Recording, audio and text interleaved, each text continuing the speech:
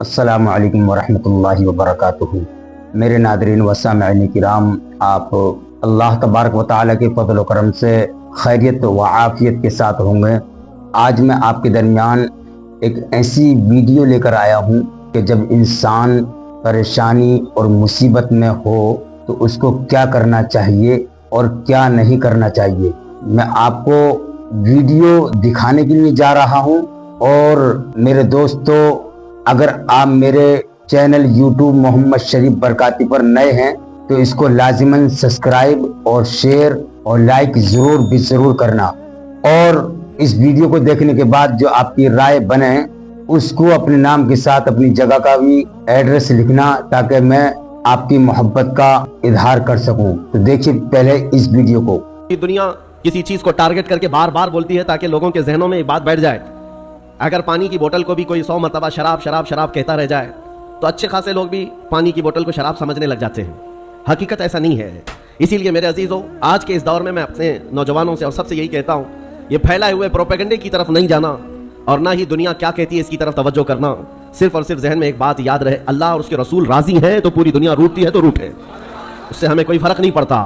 اللہ اور اس کے رسول اگر راضی ہیں، کیونکہ حساب و کتاب بھی اللہ کے پاس ہونا ہے، سزا اور جزا بھی اللہ ہی کے ہاں ہونا ہے۔ تو دنیا کو راضی کرتے کرتے کئی لوگوں کو ہم نے دیکھا وہ کتے بن گئے بیچارے۔ دنیا داروں کو راضی کرتے کرتے اپنی حیثیت بدل ڈالی، مومن تھے تو کافر بن گئے۔ سیکولر بننے کے چکر میں، لوگوں کو راضی رکھنے کے چکر میں اپنی شناخت تک کھو دیے، لیکن اس کے باوجود ان سے دنیا راضی نہیں ہو سکی۔ موت تک دنیا نہیں راضی ہوتی ہے۔ ایک مشن لے کر کے چلو میرے عزیزوں۔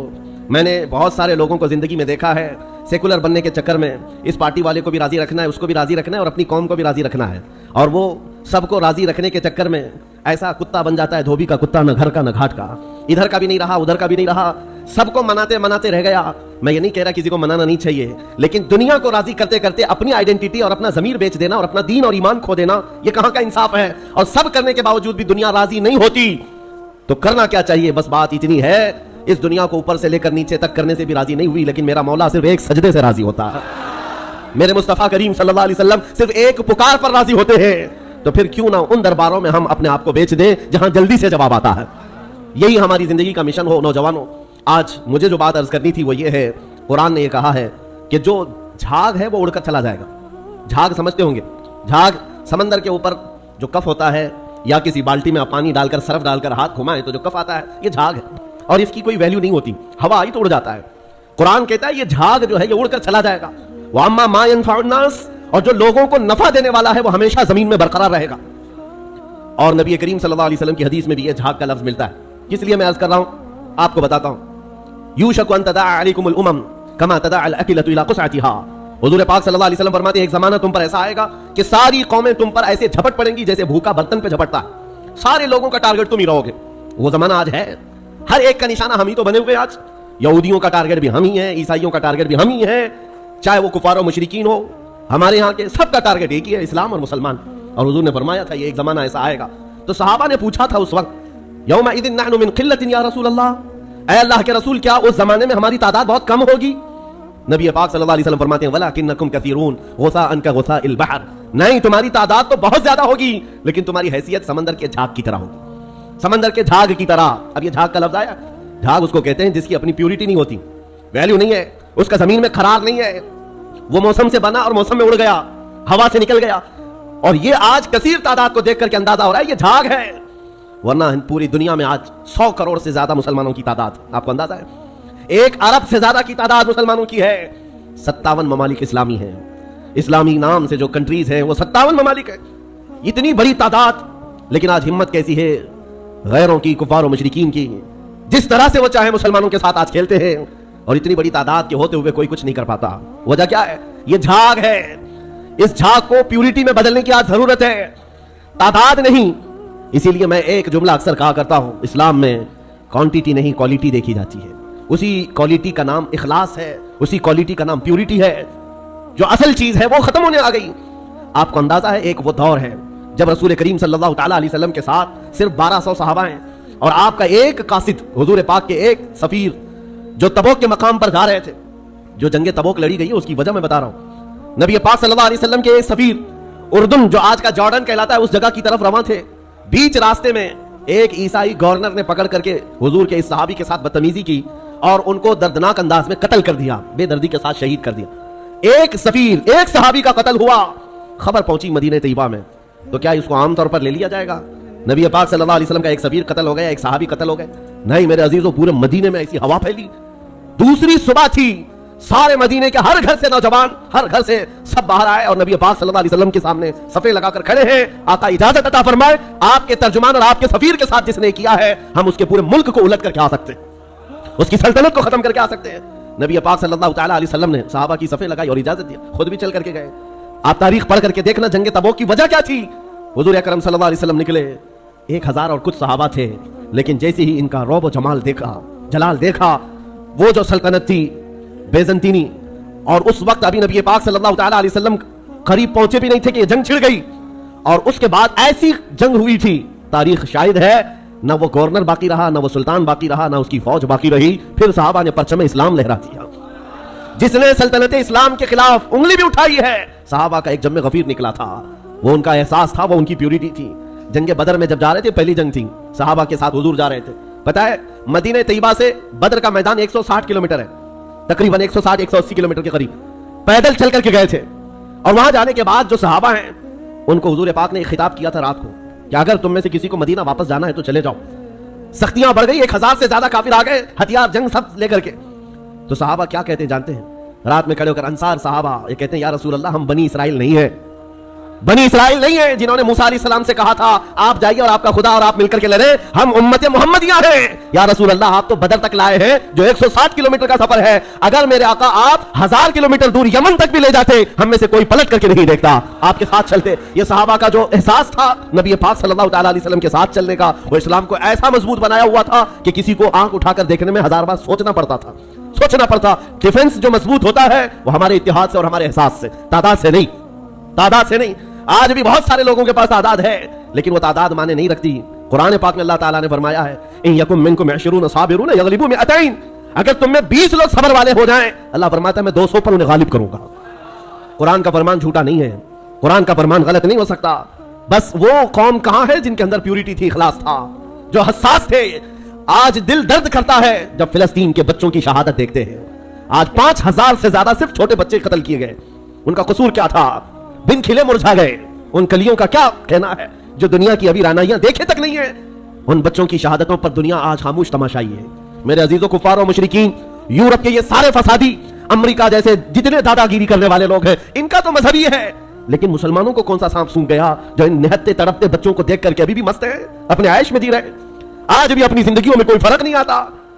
کبھی آپ نے دیکھا آج بھی جاؤ شادیوں میں، اپنے محلوں میں بے حساب کھانا لٹا دیا جاتا ہے، نالیوں میں پھینکا جاتا ہے. پھر یہ کھانا گرا ہوا ہم دیکھتے ہیں اور ان بچوں کو ایک روٹی کے لیے تڑپتا ہوا دیکھتے ہیں تو دل پر آری چلتی ہے، سینہ کلیجہ منہ کو آتا ہے. امت محمدیہ آج ایسے کیسے ہو گئی؟ کس ڈگر پر چل پڑی؟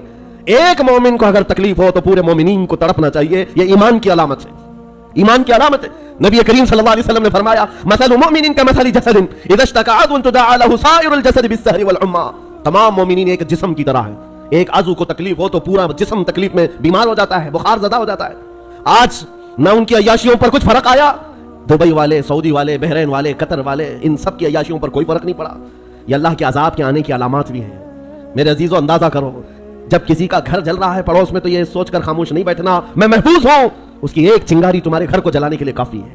وہ چنگاری جب اڑ کر آئے کہ ہمارے گھر، ہمارا سارا آشیانہ خاکستر کرے گی. آج میں اس لیے عرض کر رہا ہوں، احساس اگر نہیں ہے تو وہ مومن بھی نہیں ہے. احساس. آپ یہ سوچتے ہوں گے ہم فلسطین کے بارے میں، غزہ کے ان نہتے بچوں کے بارے میں تقریر کرتے ہیں، بیان کرتے ہیں، ہم یہاں بیٹھ کر کے کیا کر سکتے ہیں؟ ہر ایک کے ذہن میں یہی بات آتی ہے، ہم نہ جا سکتے ہیں، نہ چل سکتے ہیں. ارے مدد بھیجنے والوں کی مدد تک نہیں جاتی، ہم یہاں کیا کریں؟ ایک دولت ہے وہی حساس جس کو کہتے ہیں. احساس جس مومن کے دل میں آئے تمہیں اندازہ نہیں، عرش الہی کو ہلا دیتی ہے، عرش الہی کو ہلا دیتی ہے مومن کا احساس کا درد. آپ یہاں بیٹھ کر کے اگر وہ احساس کرتے، آپ کو اندازہ ہے ہمیں احساس ہی تو اسلام نے سکھایا ہے. نبی کریم صلی اللہ تعالیٰ علیہ وسلم کی اس امت میں اگر احساس نہیں، جہاں صحابہ کو حضور نے یہ تعلیم دیا تھا. آپ کو پتہ ہے مدینہ طیبہ میں ایک مہمان آئے حضور کی بارگاہ میں ایک مہمان ہے اور نبی پاک صلی اللہ تعالیٰ علیہ وسلم کے گھر فاقہ ہے. حضور نے صحابہ سے کہا کوئی ہے جو میرے مہمان کی مہمان نوازی کرے، اللہ اس کی مہمان نوازی کرے گا. حضرت ابو طلحہ انصاری کھڑے ہوتے ہیں، کہا یا رسول اللہ میں آپ کے مہمان کو لے جاتا ہوں. ان کو خود کو خبر نہیں ہے گھر میں کچھ ہے بھی یا نہیں. مہمان کو لے کر چل پڑے. جب گھر آئے بیوی سے کہا रसूलुल्लाह के मेहमान घर आए हैं। बीवी ने कहा आपने पूछा उछा कुछ नहीं, घर में सिर्फ एक आदमी का खाना है, एक ही आदमी का खाना है, मैं हूं, आप है और बच्चे हैं, 2 बच्चे हैं इनके। बीवी ने ये कहा तो आप घबराए, कहा एक आदमी का खाना है, मेहमान घर पर आया है।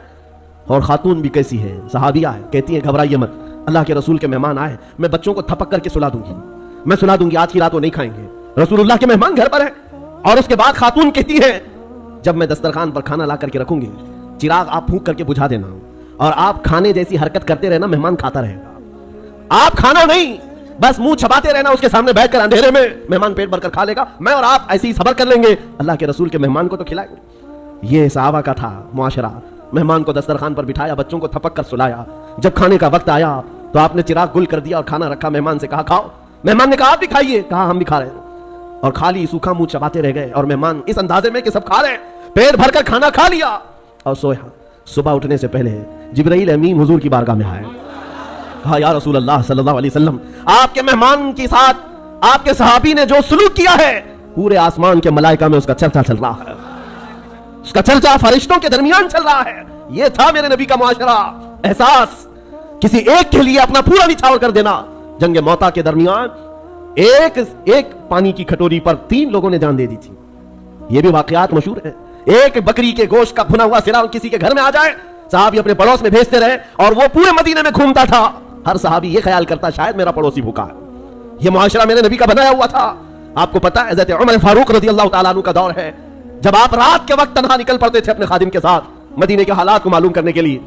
अपने एक खादिम के साथ कहीं से गुजर रहे थे, एक घर से कराहने की आवाज आई, एक औरत के रोने की आवाज आई, रुक गए, और आपके चेहरे पर नकाब पड़ा रहता था, अमामा शरीफ और नकाब जिस तरह से अरबों का रिवाज होता। उस घर के बाहर खड़े रहे, खटखटाया तो एक शोहर, उसका शोहर बाहर आया, पूछा क्या बात है। मर्द ने कहा मेरी बीवी के विलादत का वक्त करीब आ गया है, हमला थी, बच्चा पैदा होने का वक्त करीब आ गया है, और वो दर्द ज़ह से तड़प रही है, लेकिन देखने के लिए औरत कोई नहीं है, कोई औरत करीब में नहीं है। खलीफतुल मुस्लिमीन है वक्त का, जिसके नाम से कैसर और किसरा कांपते हैं, दौड़कर अपने घर गए, अपनी बीवी और अपनी बहू को भेजा, जाओ फलां घर में एक बच्ची की विलादत, एक औरत दर्द ज़ह में है, बच्चे की विलादत होने वाली है। रात भर अमीरुल मोमिनीन अपनी औरत और अपनी बहू को उस घर पर भेजते हैं, और खुद आकर के बाहर इंतजार करते बैठे हुए, उसके शोहर के साथ बातें कर रहे हैं, और घर से कुछ खाना पका कर ला रहे हैं, और वो मजे से खाता रहा है। ना उस शोहर को मालूम है, ना उसकी बीवी को मालूम है कि उनके घर की ये इयादत करने वाला वक्त का खलीफा है, किसी को नहीं मालूम। सुबह बच्चे की विलादत हो गई, और उसके बाद हज़रत उमर ऐसी खुशियां बांट रहे हैं जैसे लगता है उनके घर में बच्चे की विलादत हुई। और जब आपने मुबारकबादियां दी और घर वापस चले गए, तो बाद में मोहल्ले वालों ने कहा रात भर तेरे घर में जो औरतें तीमारदारी कर रही थी वो कोई और नहीं, अमीरुल मोमिनीन की बीवी थी, अमीरुल मोमिनीन की बहू थी। यह एहसास था, एक औरत के दर्द की आवाज आए तो खलीफा बेचैन हो जाता। आज फिलिस्तीन से उठने वाली आवाजों से किसी की नींद पर फर्क नहीं पड़ता, किसी की नींद खराब नहीं होती। वक्त के अय्याश हुक्मरान, जालिम हुक्मरान अपनी कुर्सियों पर वैसे ही मजे ले रहे हैं, बल्कि बसा औकात ऐसा लगता है ये बच्चों की और बच्चियों की झिझोड़ने वाली आवाज इनकी कुर्सियों को क्यों नहीं हिलाती। याद रखो कुरान पाक में अल्लाह ने फरमाया व इज़ल मौऊदतु सुइलत बिअय्यि ज़ंबिन कुतिलत, उन बच्चों को जो आज मार दिया गया है, ये सूरह तकवीर की आयतें बता रही हैं, ये क़यामत के दिन बच्चियां उठाई जाएंगी और रब ताला से पूछेंगी मौला मुझे बता किस जुर्म में मुझे मारा गया था, मेरा गुनाह क्या था जो मुझे कत्ल किया गया। आज यूरोप के दरिंदे और इजराइल के जितने सालिम उनके कत्ल में शरीक है, वो अलग कातिल है, लेकिन ये चुप्पी और ये खामोशी पूरी दुनिया की अलग कातिल है, ये अलग कातिल है। दर्द हमें इस बात का हो रहा है, इसीलिए शायर ने कहा था न इधर उधर की बात कर, मुझे ये बता के काफिला लुटा क्यों, मुझे रहजनों से गरज नहीं, तेरी रहबरी का सवाल है। डाकुओं का काम ही है डाका डालना, डाकुओं का काम ही है माल छीनना, लेकिन सवाल तो तुम्हारी रहबरी का है। ये हालात कब बदलेंगे मेरे अजीजों, उस वक्त बदलेंगे जब हमारा जवान एहसास की जिंदगी जीने लग जाए। आज हमें अफसोस है और अलमिया है, हम उन जालिम हुक्मरानों के खिलाफ आवाज उठाते हैं जिनके ऐश में कोई कमी नहीं होती आज, लेकिन उनको कोस करके बोल करके आपको ऐसा लगता है यहां क्या होने वाला है। होने वाला यह है, आपको हम नसीहत कर रहे हैं, अल्लाह ने आपको जो मनसब दिया, आप तो अय्याश ना बनो, आप तो इस तरह की बेहिसी की जिंदगी ना गुजारो, लापरवाही की जिंदगी आप तो ना गुजारो। कभी दस्तरखान पर बैठे हो, नरम ग़िज़ाएं खा रहे हो, और तुम्हारे भाई और बहनों के चीखने की आवाज आई, तो क्या ये नरम ग़िज़ाएं तुम्हारे हलक से उतरती हैं? कोई माँ तड़प रही हो सामने, तो क्या ये नरम ग़िज़ाएं तुम्हारे हलक से तड़प गुजरती है? जब खाना हलक से नहीं जाता, तो मैं उन नौजवानों से पूछता हूं, आज भी रात भर नुक्कड़ पर बैठ करके तुम जो अय्याशियां कर रहे हो, तुम्हारी पूरी रात जो गेम में गुजर जाती है, इंटरनेट पे गुजर जाती है, तुम्हें इस दर्द का एहसास कब होगा? आशियाना लुटता चला गया और अब भी अगर एहसास नहीं आया तो कब आएगा? शायर ने कहा था जगह जगह के थक चुके हैं तुम्हें ये हंगामे, नशाते लज्जते ख्वाबे गिरां बदल डालो, गलत रवि से मनाजिल का बोध बढ़ता है, मुसाफिरों रविशे कारवां बदल डालो। یہ جس طرح کی زندگی گزارنے کے ہم نے اسلوب بنائے ہیں آج، کیا یہ المیہ نہیں ہے؟ کروڑوں کی تعداد ہونے کے بعد ہر ایرا غیرہ نتو کھیرا آنکھ دکھاتا ہے، ہر کتا ہم پر بھونکنے لگتا ہے۔ وجہ صرف یہی ہے کہ ایمان کی کمزوری ہے۔ تو میرے پیارے دوستو، آپ نے یہ ویڈیو دیکھی، آپ کو کیسا لگا؟ تو مسلمانوں کو اس سے سبق حاصل کرنا چاہیے، اور دوستو میں آپ سے گزارش کروں گا کہ اس کو ثواب کی نیت سے زیادہ دبا کر شیئر کیجئے، تاکہ ہماری امت مسلمہ جو اس پرفتن دور میں صبر کے ساتھ نہیں ہے، ان کو سبق حاصل ہو اور وہ اللہ اور اس کے رسول کی حکم کی تابعداری کرنے میں مشغول ہو جائیں۔ السلام علیکم ورحمۃ اللہ وبرکاتہ۔